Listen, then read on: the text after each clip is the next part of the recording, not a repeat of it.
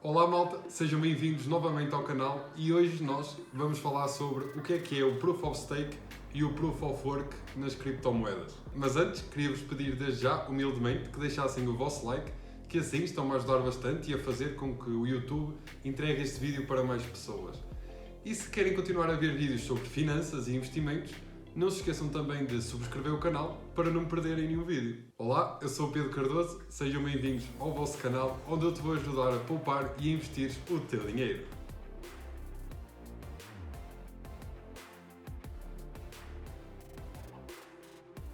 Muito certamente vocês já leram por aí ou viram em algum artigo que as criptomoedas como o Bitcoin gastam elevadas quantidades de energia para manter a segurança das suas redes. Mas por que é que isso acontece?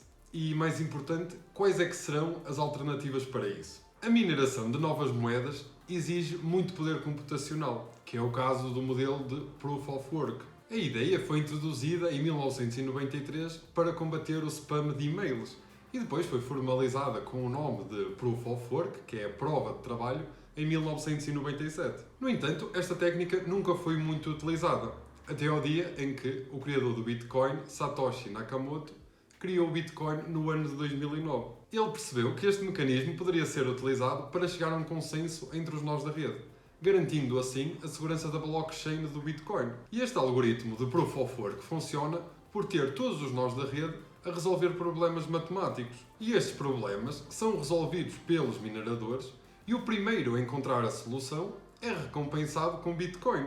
E isto levou a uma situação em que as pessoas estão construindo autênticas fábricas de mineração, como esta que estão a ver aqui na imagem. De acordo com o Digi Economist, os mineradores de Bitcoin sozinhos gastam cerca de 54 mil milhões de kWh, sendo que este valor é mais do que suficiente para alimentar Portugal inteiro.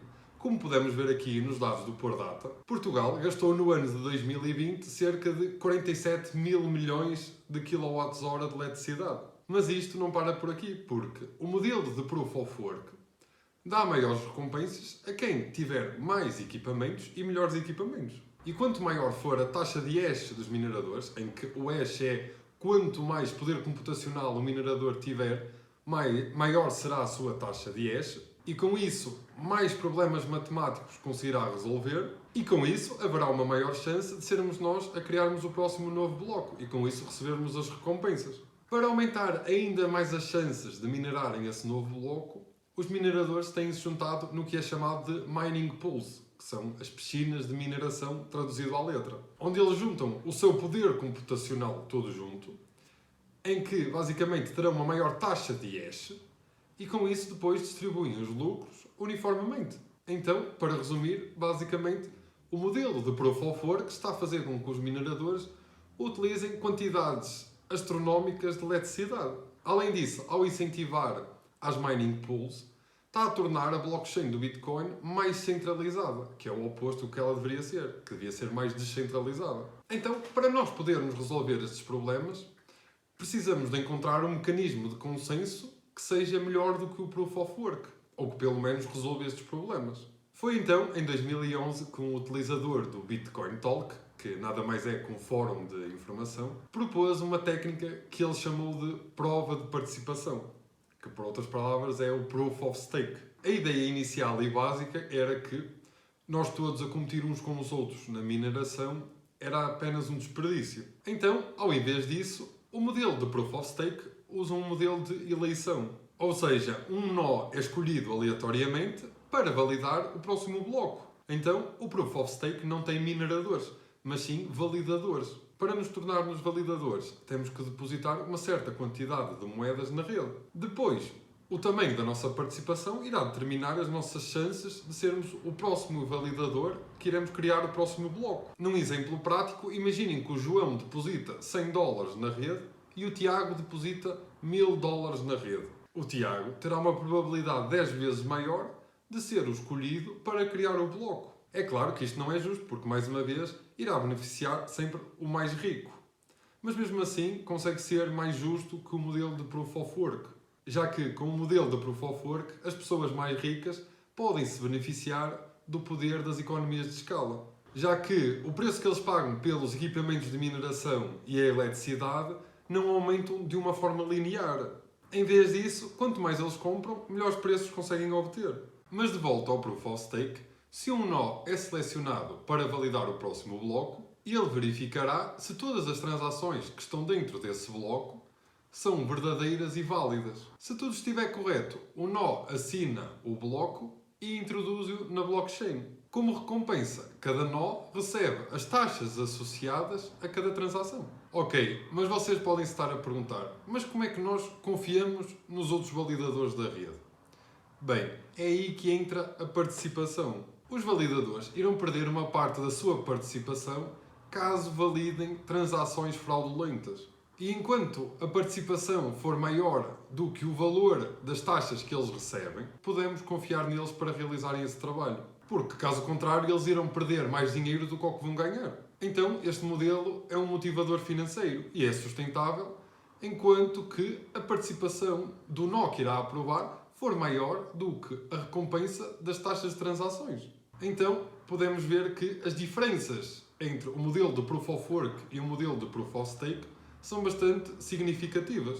Em primeiro, o modelo de Proof of Stake, como não tem mineração, utiliza muito menos energia. Por outro lado, também é mais descentralizado. Como já falamos, no modelo de Proof of Work existem as mining pools, onde os mineradores se juntam para aumentarem a sua chance de minerarem o próximo bloco. No entanto, essas pools controlam uma elevada porção da blockchain do Bitcoin. E com isso, eles centralizam o processo de mineração. E isso é perigoso, já que se as três maiores mining pools se juntassem, elas teriam uma posição majoritária. E com isso, ao ter uma posição majoritária, elas poderiam começar a aprovar transações fraudulentas. Outra vantagem do modelo de Proof of Stake é que, para nos tornarmos um validador, não precisamos de gastar milhares de euros em equipamento de mineração, já que apenas precisamos de bloquear as nossas moedas na rede. E isso irá, claro, incentivar mais pessoas a aderir. E havendo maiores pessoas a aderirem a este modelo, irá se tornar também uma blockchain mais descentralizada. Mas atenção, o modelo de Proof of Stake não é perfeito e também tem as suas falhas.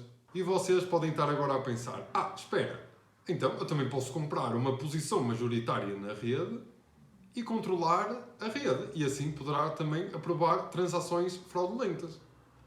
E vocês estão completamente corretos. E isso é chamado de o ataque de 51%. Onde isso também já, claro, já foi discutido antes no modelo de Proof of Work do Bitcoin.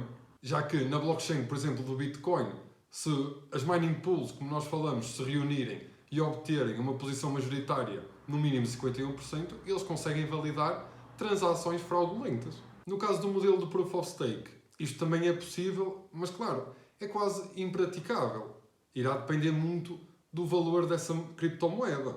Se imaginarmos, por exemplo, o Bitcoin, se nós agora quiséssemos colocar um mecanismo de consenso do Bitcoin em Proof of Stake, e se quiséssemos adquirir 51% dos Bitcoins, iria ser necessário cerca de 340 mil milhões de dólares para comprarmos todos esses Bitcoins. Portanto, o ataque de 51% é muito pouco provável de acontecer no modelo de Proof of Stake. Mas esse não é o único problema também. O modelo de Proof of Stake também precisa de rever como é que seleciona o próximo validador de rede. E claro, isto não pode ser completamente aleatório porque deve ter em conta também a participação de cada utilizador. Mas isso também volta ao mesmo problema. Irá selecionar as pessoas mais ricas, porque irá favorecer aquelas que têm maior quantidade de moedas. E o facto de elas serem selecionadas cada vez mais vezes para serem os validadores da rede vai fazer com que também recebam cada vez mais transações. Então, vão tornando essas pessoas cada vez mais ricas. Em resumo, o modelo de Proof of Stake ainda precisa de alguns estudos e pesquisas, de forma a identificarmos quais então são os riscos e também para depois mitigarmos estes riscos. Alguns exemplos de criptomoedas que já utilizam o modelo de Proof of Stake é, por exemplo, a Solana e a Cardano, mas muitas moedas ainda irão seguir este caminho. A Ethereum, por exemplo, está a trabalhar na implementação do modelo de Proof of Stake, que eles chamam de Casper. Malta, então, este foi o vídeo. Espero que desta forma tenham conseguido perceber os pontos fortes e fracos tanto do modelo de Proof of Work como o modelo de Proof of Stake. Se tiverem alguma dúvida, podem deixar aí nos comentários, que eu vou responder. Deixem o vosso like, subscrevam o canal e até ao próximo vídeo.